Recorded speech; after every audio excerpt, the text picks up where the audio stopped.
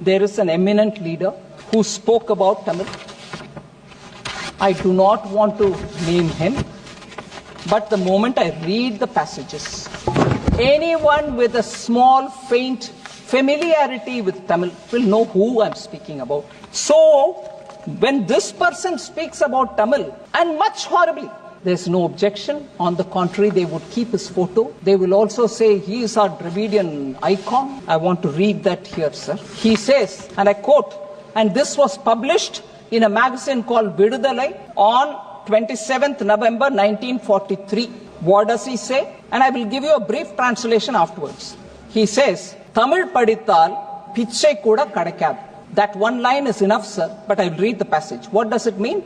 If you learn Tamil, even bhiksha, meaning nobody, a beggar cannot also survive. You won't get even alms, meaning you won't even get anyone giving you dhan. Tamil padithal pichai kuda kadakadu. Priya sahodari, bhavati bhikshandehi. Sari kekkum. Priya sahodari, bhavati bhikshandehi. நீங்கள் வெள்ளைக்கார கல்வி கற்றது கண்டிப்பாய் கற்பூர புத்திதான். அது காற்றோடு போய் பல ஆண்டுகளாகிவிட்டன. அதன் பிறகு உங்கள் பிச்சை பாத்திரம் உருமாற்றப்பட்டது. பிச்சை குவளை பெரும் உண்டியலானது. அந்த உண்டியலை உடைத்து நிதி திரட்ட உதவுவோர் இன்று தமிழரை பார்த்து என்ன சொல்லுகிறீர்கள்? தமிழ் பிச்சை எடுக்க கூட உதவாதா? ஓரளவு உண்மைதான். ஒரு தெற்கத்தி அறிவுரை தங்காய்.